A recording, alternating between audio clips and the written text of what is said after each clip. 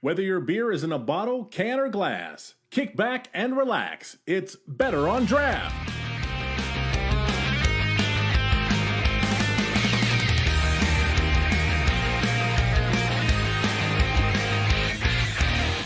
And we are live. This is the Michigan Series number 12. My name is Ken. Thank you so much for joining us. I appreciate it. It is a cold day here in Michigan.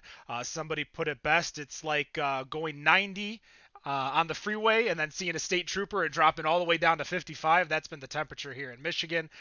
Real quick, let's see what everyone is drinking. And by everyone, I mean just Rob's here with me today.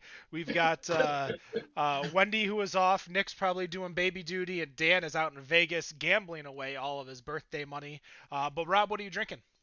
I am drinking. I started off, speaking of the conversation we were having just before we started, I've got myself a Blackgrass gin and juice. Which is the gin barrel aged boysenberry lemonade hard cider, which clocking in about 6.9 and is pretty damn smooth. I'm enjoying it. I was gonna, for me, it's either go a bunch of different beers all at once or the same beer over and over and over again. Those are my two mantras. So today, it's going to be the same beer over and over again as I'm going to be crushing this 6-pack of Amber Ale from Bell's. Easily one of the best beers that I have ever had. And that's just one of my favorite beers. Had the great opportunity of talking with John Mallett about that beer. And you know who else talked to John Mallett is our guests who are in our little Zoom studio. Why don't we start with Jason? Why don't you introduce yourself? Tell us what you guys do and kind of what is Michigan Brews. Yeah, right on. So, so Brian and I, a couple of homebrewers from Kalamazoo, Michigan, part of Keepers of Craft. And we got bored in COVID. They shut down our meetings. We couldn't hang out with our friends, see our people. So we decided we're going to get together and start live streaming, talking about Michigan homebrew community, the Michigan brewing community, the Michigan, brewing competition community. And we've been going at it for about a year now. Been watching you guys a little bit. And it's funny watching some of the overlap, some of the guests we had. We did just have John Mallett, and kind of go back and see like, hey, we're going to talk to these people, and then kind of go back and do some studying on maybe what you guys talked to them about in the past. So it's been fun. But what I miss, Brian. We have one more guy that is part of Michigan. Who wasn't able to join us tonight. His name's Jordan, but I think he might be on baby duty tonight too. So. He has a 1-year-old. In fact, I think our very first episode, his child was born the day before. So. Yeah. Right on. So what are you drinking, Jason? Oh yeah, what are you guys drinking? Right now I'm actually drinking a Wisconsin beer called Uphill Descent. It's by Three Sheeps, and you're not going to get it because of my blur. But it's a Nelson lager, and just super tasty, super light. Nelson comes through really nice in the lager. And what about you, Brian? Did you say what you were drinking? No, I'm going the homebrew route to start off. I have a nice little, goodie bag full of commercial beers down there, but I'm starting off with just a single hop pale ale, HBC 630. It smells a little like marijuana and a little like fruit. It's clean, crisp. I dig it a lot. It's part of Big Brew Day for our homebrew club. We all brewed single hop beers. So our next club meeting, we're going to get together and share these all out. Well, our last host that we knew would potentially be joining us, Nicholas, how are you? How was the little one? Little one's good. He's being put to sleep right now, and just got back from the in-laws' house. My mother-in-law just got out of the hospital today. So it's a good day. It's a good day, and it's a holiday weekend, so it's even a better Friday. If it's a good day, I'm guessing you're drinking Milwaukee's Best, or is it Ice House for the good days? No. It's actually MGD. No, MGD. What the hell? No, it's not. So I got my last of my Harpoon beers. They're IPA. And I don't know what this is because my wife took the label off because it was like a gift to say that, we have a kid coming. I want to say it's Dark Horse Plead the Fifth. I think. All right. I guess I'll let you guys know how drunk I get here eventually. Well, I guess the first question, let's get this out of the way. So why did you guys want to steal our idea? No, I'm just kidding. That's not the real question. So Wow. let me no. So Going what's right super for it. funny about this, and I swear This to God, is hilarious. I'm not lying. I swear to God, I'm not lying when I say this. We got together, like Jason said, and we were like, you know what?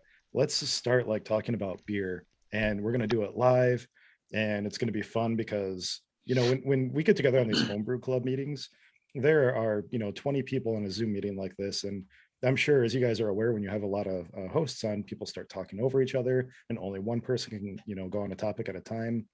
And when you're in person, it's not so big a deal. You can split off into little groups and stuff like that. But we decided that we were going to take all these little groups and sort of turn them into individual shows, and we did it. And maybe, gosh, 8 episodes in, yeah, I was like, your show popped up somewhere, and I know you guys have been going on for so long, but I didn't know that it existed. And I started watching your episodes and stuff like that, and like, son of a bitch, like these guys have been doing it for for forever, and it's Forever. awesome. I've gone back and binged like a lot of your shows.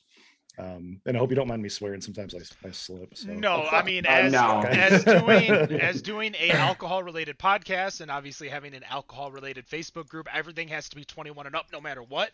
Sure. And since we're not going the 100% PG route, we might as well just not try to curtail everything. No, so I'm a lot of people. When Better on Draft started, there were other shows out there. I believe like Beer Nuts was a show, the Michigan Beer Show. There were other podcasts and video, and we weren't necessarily into videos at the beginning. So, I was more of it was 100% a joke. I'm just yanking. Yeah, it's all good. Again, we have what our content has changed over the last years. Especially if you listen to some of those earlier episodes where we would just pretty much get drunk with whoever was in the studio with us at that time. So that's where we're at, man. And not to mention, we actually stuck with a format, like multiple segments, 3 breaks. Like, it was like to a point. And then we kind of got away from that a little bit, but yeah, if you looked at some of the old episodes, you might see like sheets of paper on there, like these are the news, these are the talking points and stuff. And then after a while, because we just gotten so used to talking with each other and hearing the stories, we knew how to poke and prod into some of the guests. Now, who have been some of the guests that you've had on your show? Maybe not necessarily who else we have also interviewed, because you guys have interviewed a lot of people that we have not talked to yet, and for 5.5 years, especially being in Michigan, that's pretty a decent list that you guys have. Yeah, so we started off with a good friend of ours, Trevor Klimek at One Well. Trevor actually taught me how to homebrew, like years ago, and now he's the head brewer at One Well. And then we kind of cheated in the beginning because I was hitting up people I know. Brian and I are really, really active in the brewing community out here, so we know a lot of brewers, a lot of people. The owners of Presidential Brewing are in our club, so of course we hit them up. There's some One Well, yeah. Ed Nash from ArcLight, he's a real close friend of mine. So it was like kind of turning through our contact list of who could come in and hang out with us. But now we've branched out, and we've gotten to talk to John Mallett, and Andrew Blake was a fun one that happened kind of randomly. Andrew Blake. Oh, Andrew Blake. From that was an awesome show. A lot of our shows, yeah, no, it's so a lot of our shows are very much more like homebrew based instead of like beer in general and pro brewing and stuff like that. A lot of like homebrew topics and stuff like that. And we did a cider show, how to brew your best cider and stuff like that. And somebody came on the show who knew Andrew or was at least friends with him on Facebook, and since we streamed to Facebook, they tagged him in our chat, and he showed up in chat near the end of the episode, and he was like, "Hey, what's up?" And we've had Larry Bell show up on our chat once before too, randomly. But Andrew Blake showed up, and he was like, "Yeah, let's do a show." And so we got a hold of him and did a show, and it was just really random the way that that we've So been able to like get in touch with people. our MO here is so we fill in when we don't have a guest. We fill in with either style shows where we talk about a particular beer style or homebrew type centric show, since we are home brewers. And our MO lately has been pick a style that we really don't know that much about, talk about it, and then some expert hears about it or finds out about it and then comes on and does another show and tells us, all we're wrong. So, we butchered a cider show and we got Andrew Blake. We blacked out drunk on a seltzer show and we got Odd Side Ales to come in and talk to us. And it's just been, Lance Shaner from Omega Yeast. yeah. And then I think the next one we're starting to butcher is meads. And who knows, maybe we'll get Ken or Gail from the Michigan Mead Cup. We'll get somebody on that actually knows what the hell they're talking about with meads and come educate us. That is one thing that I believe Michigan does probably better than most states out there is our mead game within the state. I believe because it's fairly easy to get, not fairly easy, but easier to get a winemaker's license in our state. There are a lot of laws that are pro winemakers and the ability to make wine within the state. So when you have these mead makers and these people who make it easier for you to be an at-home mead maker, want to go big, like we had Recolt on, RIP Recolt. They were a great little meadery. Talking about getting drunk on seltzers, they used to seltzer their mead to basically water it down and carbonate it, and it was because I love mead, but it's just so sweet some of the times. And Sure. when we were even talking with Ken Schramm on our episode, I was cutting the mead with, I believe, M43. Like I just could not drink it all at once. It was just too much for me. And I only had a 12-ounce can of Black Agnes that I got from Cultivate in Ypsilanti. They were able to give me that type of thing. So I think mead is going to be good, and there's definitely plenty of people within the state that can talk really, really well on mead. Obviously, Ken Schramm is the godfather of mead, as he has referenced himself and others have referenced him. But let's talk about your favorite styles real quick, though. You guys are homebrewers. Is your favorite style to brew your favorite style to drink, or is there a happy medium that you guys have? I can take it first. So I tend to, well, I guess Jason probably does too. I tend to brew a lot for competitions, especially in the last couple of years, especially since Jason kind of instilled the bug into me. And so there's a lot of beers that I experiment with and brew again and again and again. A lot of those tend to be IPAs because who doesn't love an IPA? And part of me, in my heart of hearts, wants to believe that like I can win, like a national IPA like medal someday, because that is the hardest category to win in. And you So really saturated. know you've made it as a brewer if you like win a medal in an IPA category. So I try to push those out, at least one or two a month probably. But honestly, I really love ciders, and in fact that's just what I cracked open too. And ciders are really easy to make, and they, especially just during the summer, they just freaking hit the spot. I love carbonation. Running gag back on our shows, I'm kind of a carbonation whore. Like I love everything just to be a little bit more like over carbonated. And ciders usually do it for me because they're usually pretty sparkling. Yeah. No, it's funny. I've never actually brewed the style of beer that I enjoy drinking the most. I'm craving lagers, and I've done some pseudos, but I've never taken the time to actually lager. Like Brian said, I brew for competitions, so I'm usually rebrewing or sniping specific categories that I'm good at. Stouts, IPAs, sour ales, things like that. You do a lot with fruit too. A lot, More so than fruit beer. than other people I know, I think. Now, a lot of us have homebrewed a handful of times. For me personally, like I'm finishing now. For me, like I brew, I drink the beer, and then I brew again. Like I don't have this consistent flow, just because one, I brew very. For me, it's styles that I love. So my first one was an amber. My second one was an English mild. My next one's going to be an alt beer.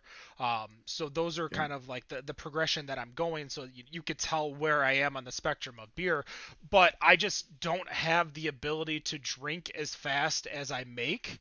And especially with COVID, since nobody's coming over or Yep. you're hanging out, like the beer's just sitting there. So I haven't really gotten a chance. Like I bought the homebrew kit last year, after I got my new job back in like May of last year, and I just haven't had the opportunity to really like, because I don't want to brew it and just let it sit. Like the English mild that I Yeah. have, I've got 48 bottles and I'm still going through it, and I brewed it 3-4 months ago. Um, so, what is your, as someone who is maybe a home brewer that is looking to compete, what are some of your guys' thoughts and topics and, opinions and theories? Like, what would you say to those? So someone comes up to your Brewers Guild and asks you something like that. I'll Yeah, let so Jason answer. Yeah, I was just sometimes maybe a little bit bashful about it, but he's in our club our competition coordinator, and one of the better competition brewers in the state, I think. So yeah, he should take that. yeah, so I did I got into brewing as a joke. I sat through a class that I said Trevor taught, or was at a brewery, and I was just there drinking, and this guy's talking about homebrew, and I'm like, fuck yeah, I can do that. And I went down and we picked out a recipe, and there was a competition that was right as my beer finished. There was a competition called Siciliano's. It's a homebrew shop or a beer shop over in Grand Rapids, and they were doing a comp, and Trevor was like, send it in, and I'm like, sure, what the hell? And it got a medal. So very first beer I ever brewed took a medal, and then it tweaked something in my brain, like I didn't get enough participation trophies when I was a kid, and so I just went balls out, and I'm like, I got to have all the medals I can, and I got to enter every competition I can.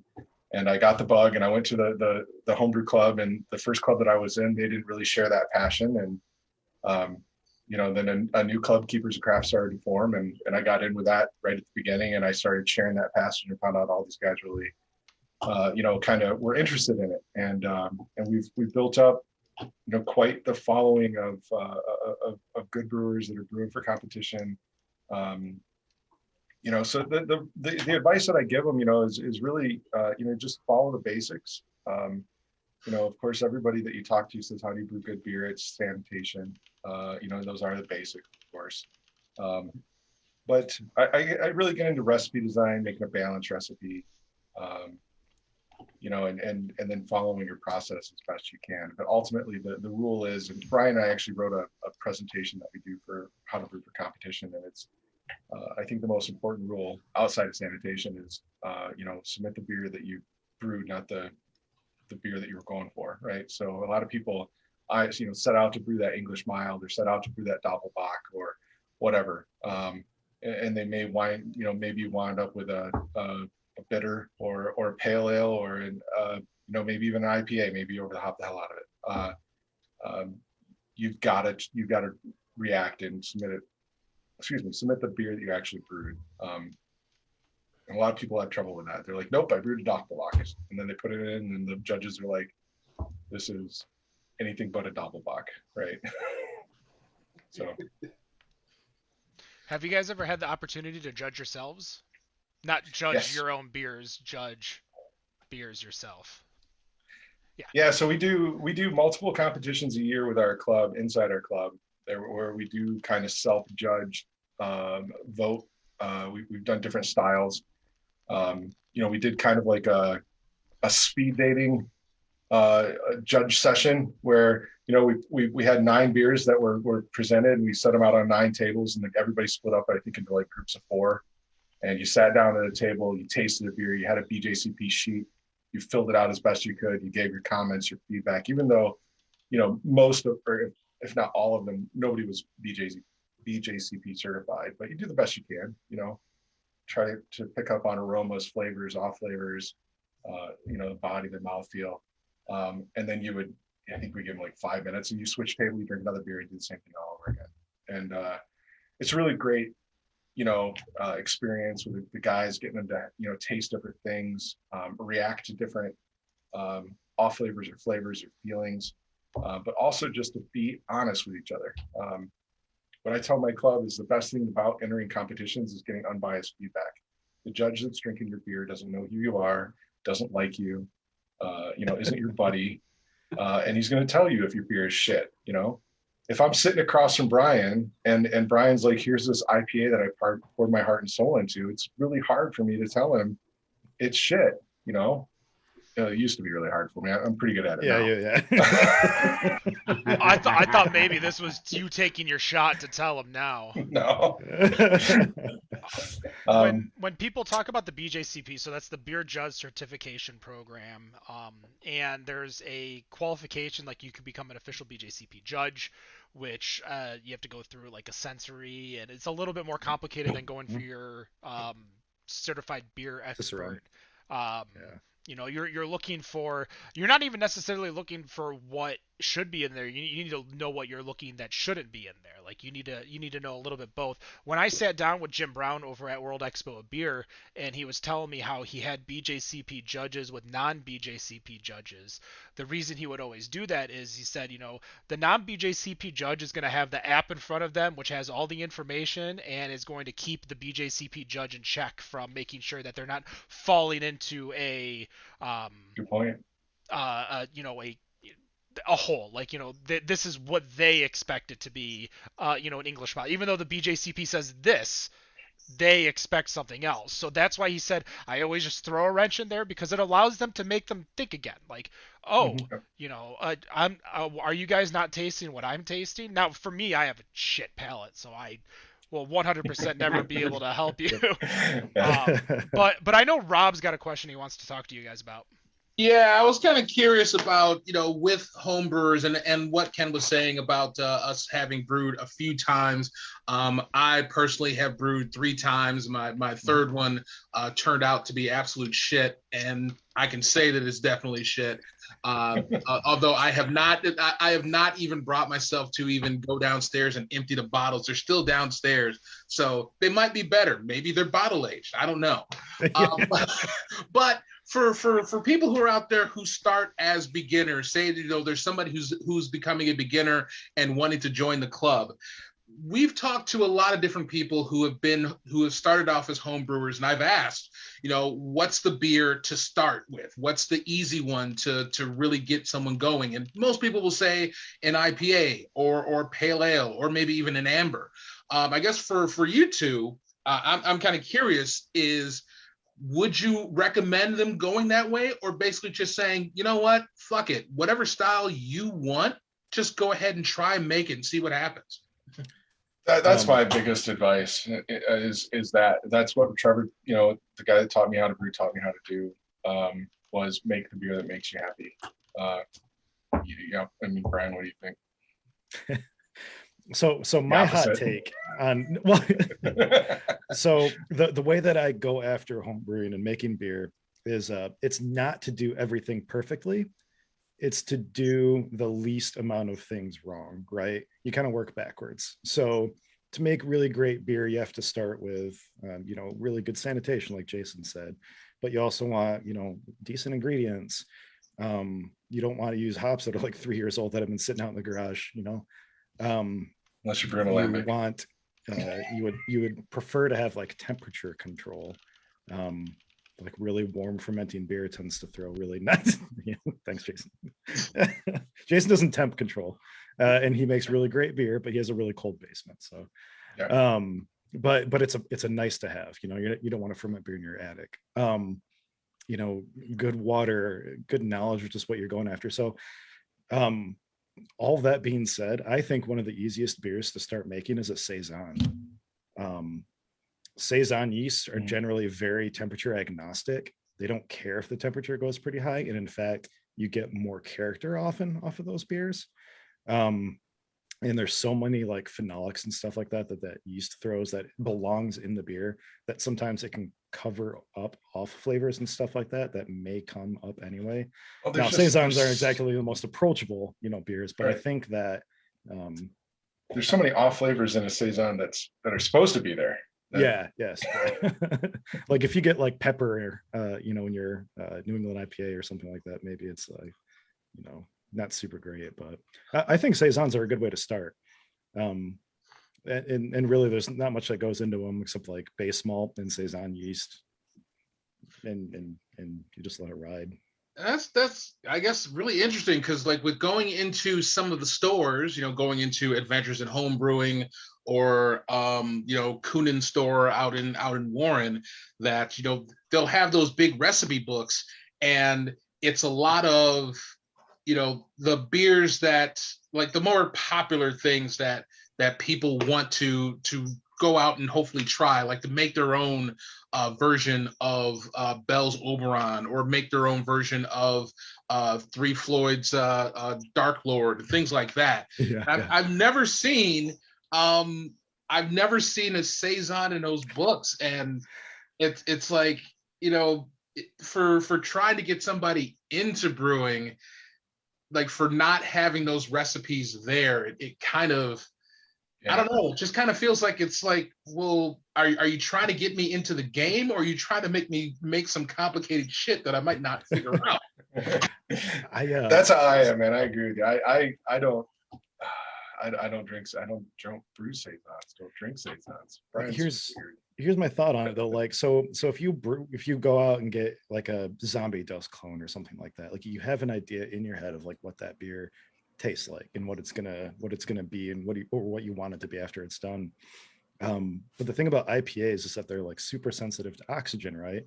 And as a beginning home brewer, like oftentimes you don't have a lot of options to package this beer except to expose it to a lot of oxygen. You're fermenting it in one bucket and then racking it into another bucket, and then it's going into these beer bottles that are not purged with CO2, and then they're re-fermenting in the bottle and stuff like that. And like all of that can lead to like you're probably going to get like a decent beer out of it, but it's maybe not necessarily what you thought you were going to do.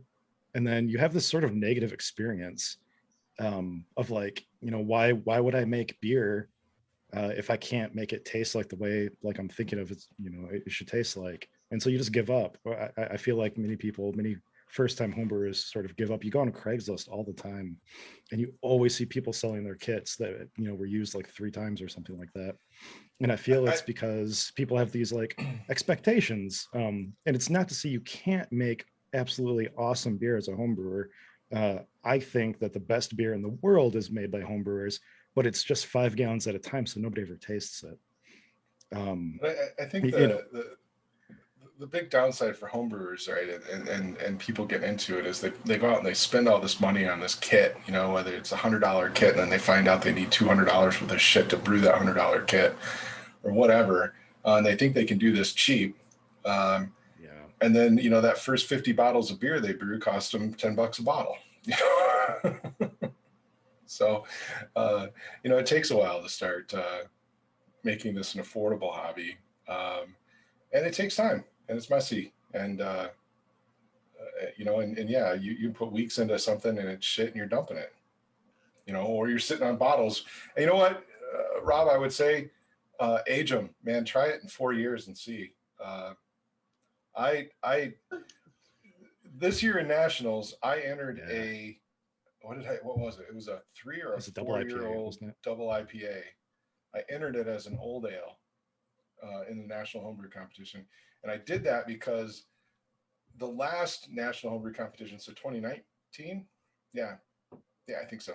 2019, the old ale category was won by a guy that found some dusty old DIPA in his basement that he forgot about 5 years ago, and submitted it for shits and giggles, and he got a gold medal. So, well, this one that's sitting down there, this was my attempt at a stout. I tried to incorporate barrel chips, wood chips, bourbon barrel wood chips, and cocoa nibs and vanilla, and it just, it's just like first bottle that I had, I was like, yeah, this fell apart, but you should have tried Beechwood. I hear Beechwood is really good for beers. I mean, I wouldn't say that I've given up. I have not really had the time to do any more home brewing. But kind of to what you were saying, Jason, is that when you were mentioning that you make your mistakes, but we've also had some brewers that have been on the show that have started as home brewers, and they ended up opening a brewery because they made mistakes in their home. which usually it was turning out to be something where their significant other was watching a boil over happen and was like, you need to get this shit the fuck out this house. And then so that's why I made a brewery. So kind of curious with both of you, with the amount of the home brewing that you've done, has there been the thoughts of possibly opening and starting a brewery? None at all. I want nothing to do with it. Zero. I was gonna say, Zero. as soon as you were about to finish up that question, Jason's like, no. I appreciate them. I look up to them.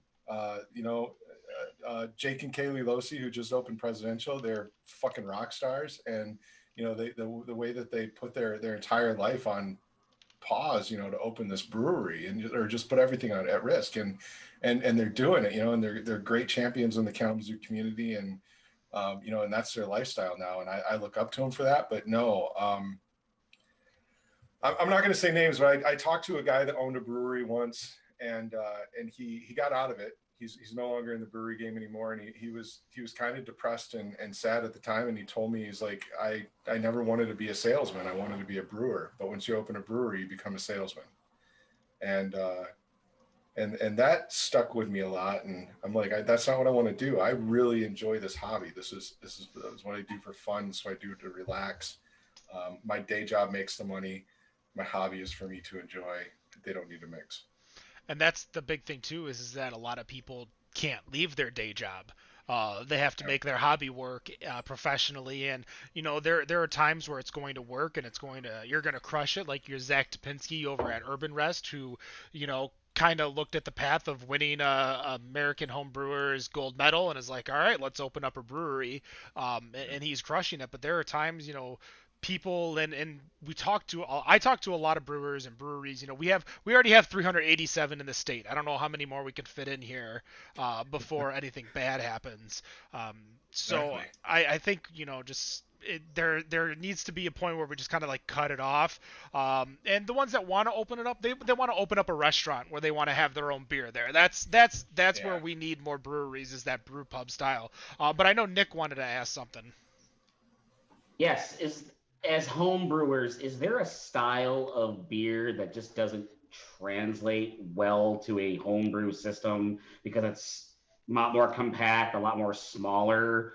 Have you guys noticed anything like that with like certain styles? And if so, which ones? I would say, in fact, it might be the opposite. Yeah. Oh, As a small batch brewer, you have a lot more control over pretty much everything that's going on in your brewing. So like at Knockout, when you're done brewing or done boiling your wort, somebody that's brewing 7 barrels at a time, it's going to take an hour or something like that for them to chill all of that beer. And if it's an IPA or something like that, they have to know how to handle their hops in that beer so that it's not over bittering the entire time that it's taking to get that beer down through a wort chiller and into a fermenter, because those alpha acids that are in that beer still are still isomerizing. That beer is still getting more bitter. 5 gallons at a time, you can bring a beer down from boiling to ready to pitch yeast in like 10 minutes or less, So we have a lot more control there. I think cost is a huge factor, so for instance, like, if I want to do a barrel aged beer with vanilla and cocoa nibs and stuff like that, I might be out $40-50. But if you take that stout that you just brewed, you scale that up to 7 barrels or 15 barrels, and you need to barrel age it, you need the cocoa nibs, you need the vanilla, and you're looking at vanillas, $450 a gallon for the good stuff, like that, the equivalent that I'm using at home. And all of a sudden you're looking at that, maybe 10, 12, $15,000 investment to brew this batch of beer. And maybe it plays, maybe it doesn't, are you sitting on it forever? Are you dumping it? If anybody watched the Dogfish Head documentary on Netflix and watched Sam dump $1 million worth of dogfish, or I'm sorry, 120 down the drain, that shit, that scares me. So, and it also plays out in, for homebrewers that are into competitions, I've entered competitions for local breweries and actually, in talking to them, been passed over because in order for them to scale that beer up, they can't afford the ingredients, or it's just too much for them to do. But to the only thing I would say that I would go back to your question, Nick, and where I think it's harder for a home brewer to do what a pro brewer does is probably a lager. Lagering takes extra steps. It takes better temperature control. To go back to Brian, I don't temp control. So it's really hard. Do I have the ability? Yes, I absolutely have all the equipment and all the shit to do it, but I don't. But lagering, a longer, slower, colder fermentation is probably out of the grasp of most home brewers, just from equipment. You made everything up else I agree with Brian. You were talking about Sam over at Dogfish Head, and we had the opportunity to chat with Greg Hall over at Virtue Cider and Mike Smith over at Goose Island, and they were talking about the initial purchase of Goose Island from Anheuser-Busch and how they moved the 312 production over to New York. And they were talking about every time that, and they're talking big batches, like 100 barrel batches, I think. I don't know what the biggest, they were building it on their big system, and it just wasn't working, and they kept dumping it. And after the second time they dumped it, they brewed it a third time, and they said, hey, we need to dump it again. And of course Anheuser-Busch is just like, why? Like, this is too much. And for a brewery like Anheuser-Busch, which quality and consistency is probably their number one rule when it comes to beer across all of their breweries, they're wondering, because obviously this beer is a lot more expensive to make. And I don't recall who it was that did it, but they grabbed a bottle of 312 from Chicago and a bottle of 312 from New York and put it in front of the Anheuser-Busch board and said, which one tastes better? And they unanimously said the Chicago one. And they're like, that's why we keep pouring it out. So it's definitely a heartbreaker. And as a home brewer, I'm sure if I made a really bad beer, I would probably try to do something to make it better. Just so I could drink it, because I don't remember who I was talking to, but when it comes to an open beer, I'm not a quitter. And beer in my fridge, there's a reason why I still have a cocoa shandy in my fridge. It will be drank one day. I don't know when, but it will be drank one day. And I also have Rob's very first beer too. I was gonna say I still have a Lizard of Kaz downstairs too, man. Oh no. I can actually say I have the same thing too somewhere in my basement as well. A Lizard of Kaz. Yeah. I have heard positive things about that beer years later. Like after it is aged, I guess that it has gotten a lot. I remember tasting it and I remember just hating it. And I finished it, but I just remember not being happy with myself. I think the oldest beer I have right now, it's a from Clown Shoes. I believe it's the Billionaire. It's their barley wine that was aged in like cognac barrels. I think I've had that thing sitting down there for something like 6 years. But it's a barley wine. I'm not necessarily scared of it. It's just I don't want to open it yet. What's your guys' opinion? Okay. Oh, I was gonna say, what's your guys' opinion on aging beers? Because that's always a topic that a lot of people talk about. Like for me, minus the random stuff, and when I say random, I mean Rob's very first homebrew and a cocoa shandy. Those are the only things I have aged, except for we were gonna do it last year, but pandemic. But I have every single, including 2020 and 2021's Great White Buffalo, Flying Buffalo. And actually, sorry to interrupt, but I still have the Planet series from Bell's that we're going to have as well. So I still have the entire Planet series as well. You have a good bottle of Mars, right? Not a broken glass. That was Mercury. Mercury, sorry. That was Mercury. But yes, I do have a good bottle of Mercury. But what's your guys' opinion on aging beers? Go for it, Jason. Don't. I mean, honestly, most beer really does. It does lend itself to be drank fresh, especially anything with hops in it. I know, cellar and stouts is fine, and I know a lot of stouts that get better with age, but I've got, kind of go back to what you said, Ken, I don't drink it as fast as I brew it. And I've got 1,000 bottles of beer in my basement that I've aged for homebrew. And Brian and I sat down a few weeks ago, and we got one of every kind that I could find. And I think we sampled like 12 or 14 beers, and there was only one of them that was maybe two that were even palatable. And so now when I find a free weekend, I've got to haul 1,000 bottles of beer up from my basement and dump that shit out. So that's my take. But go ahead, Brian.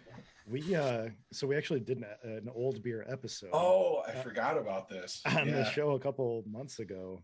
And so Bell's right now, if you go to their general store in Kalamazoo, they have this shelf, and it's called like their Larry's Cellar.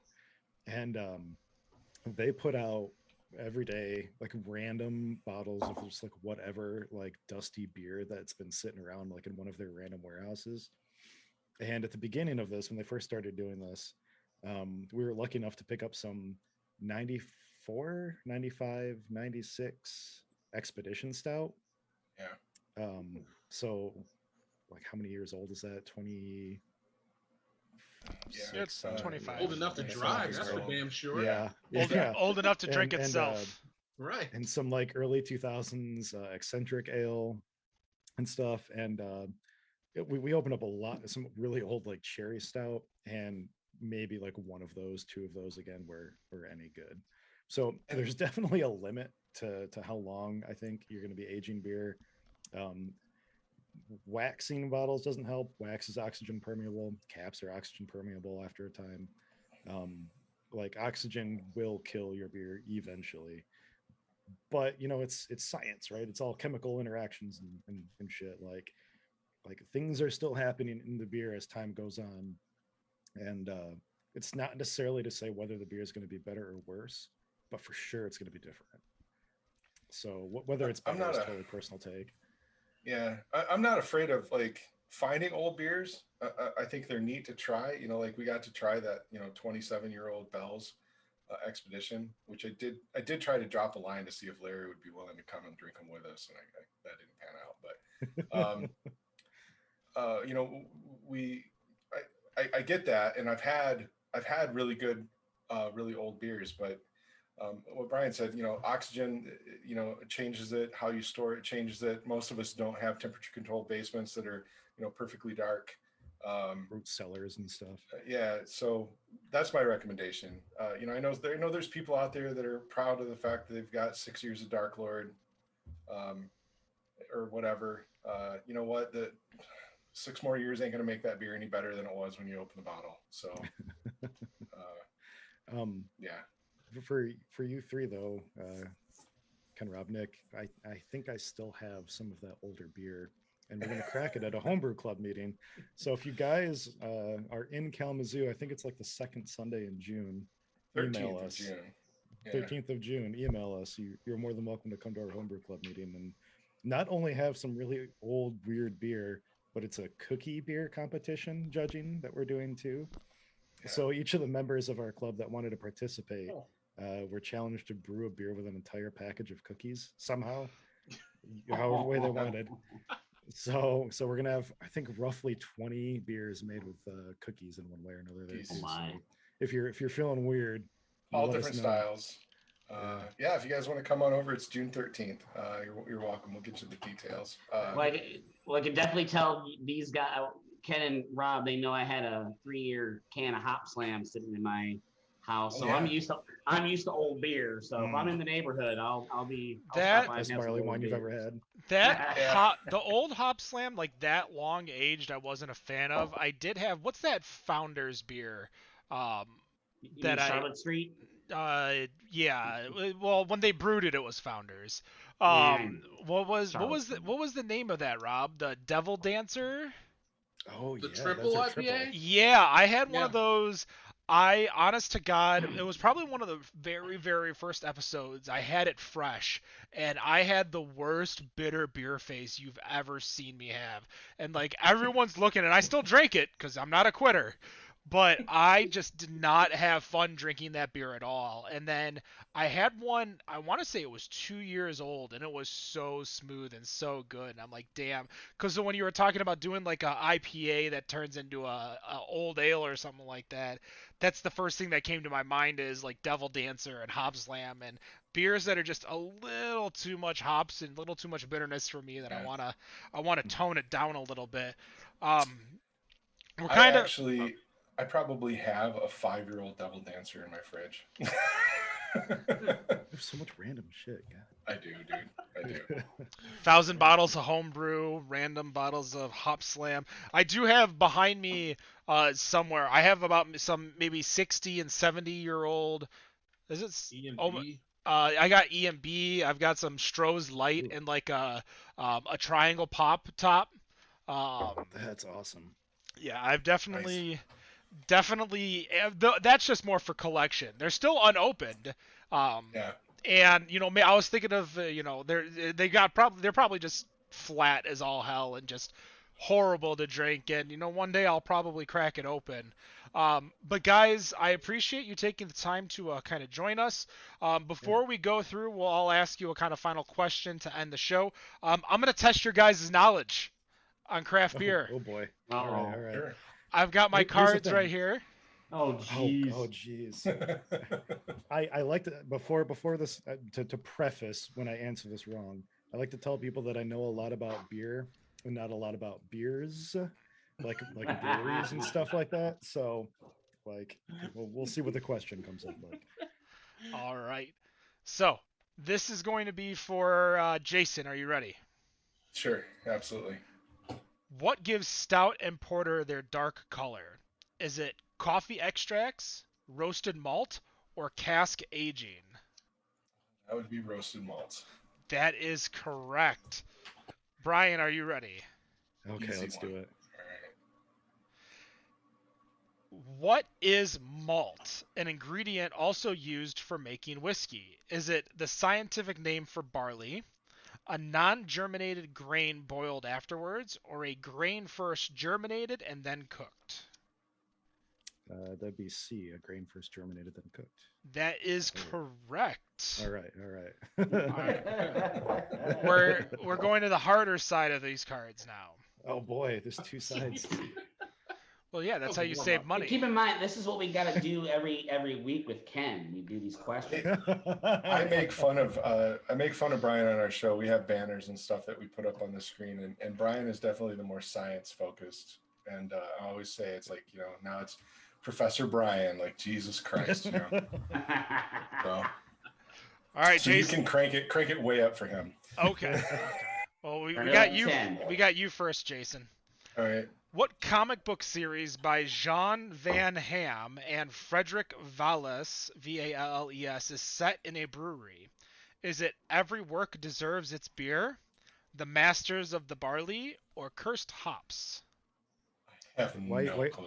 I was gonna say your eyes were. I can't even Google it fast Over enough. that second monitor. No clue. You got to guess, A, B, or C. C. We'll go C. Cursed Hops is incorrect. It's The Masters of the Barley. Each album describes a different period from 1854 to 2001. Wow. I will now check that out. You're a big reader, so yeah. I know, but I don't do comic books. I have a decent graphic novel that you'd probably like, which is the comic book history of craft beer, or the comic book history of beer.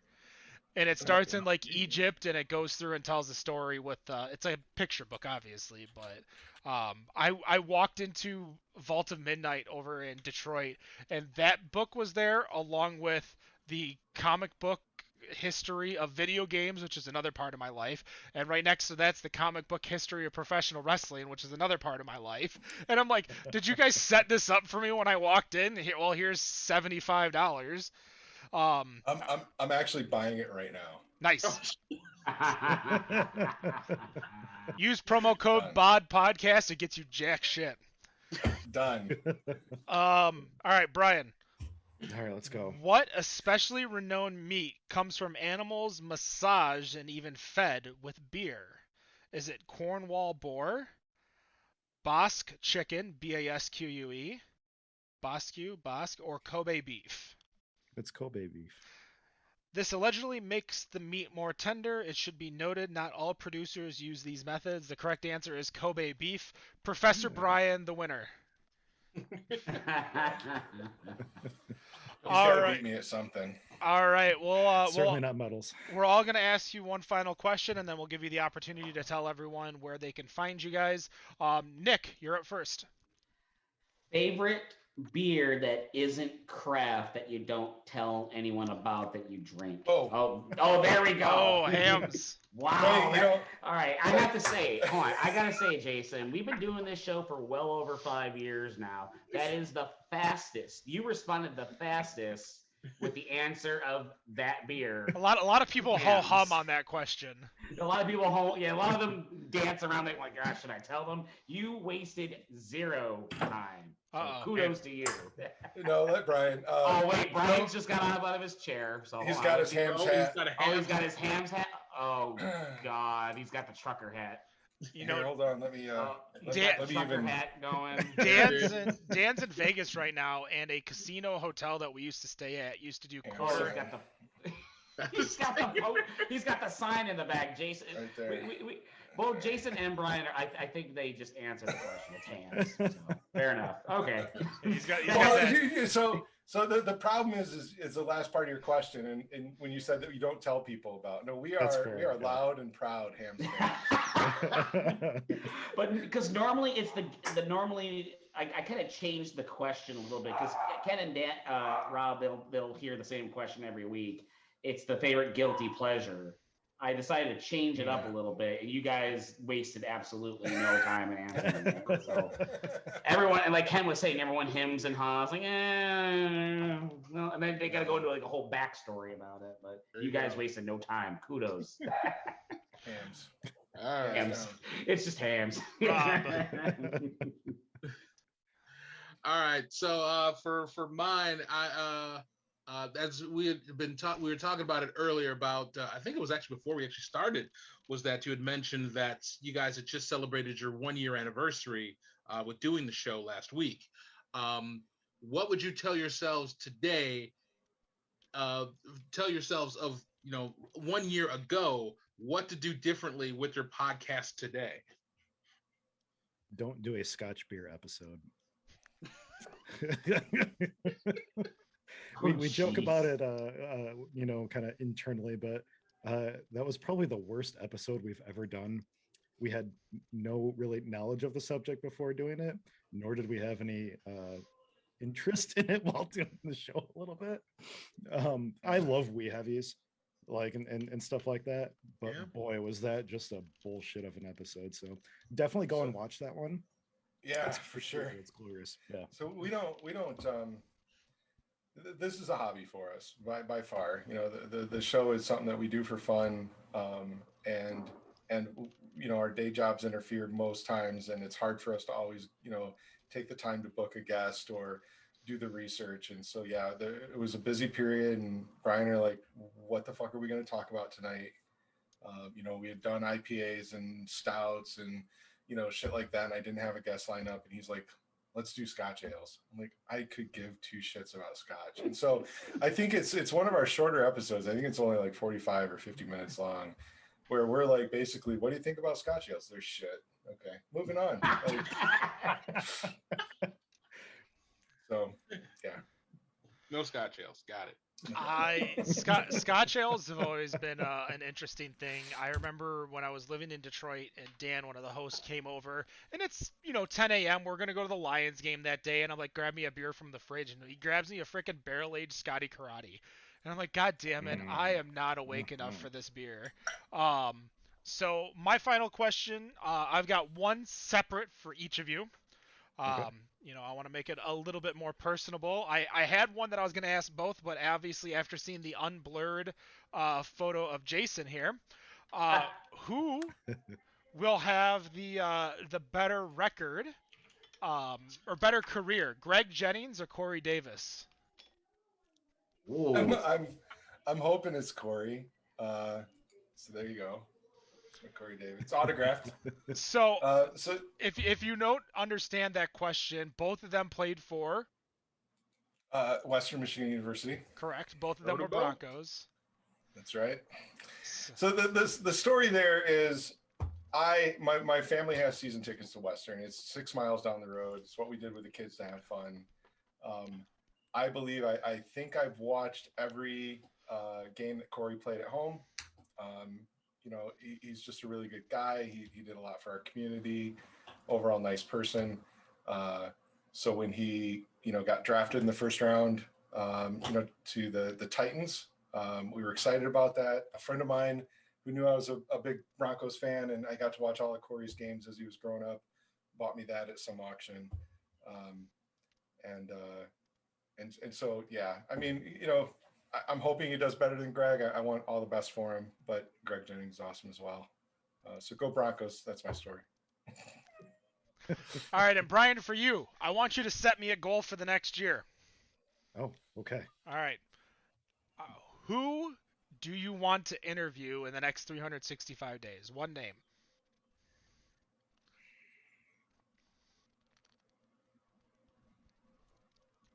Gosh, I have a name. Well, yes, your name is Brian. All right. I've been really. I know we touched on this earlier in the episode too. In the last year, I've really gotten, and I know every answer has to have a backstory, right? Like sorry, Nick. Yeah. But no, It's all I've been good. really getting into mead in the last year. And stuff like that. And so I would really like to talk to somebody in the meat industry. And again, who better than Ken Schramm? So I think talking to Ken would be awesome. I've listened to so many shows that he's been on.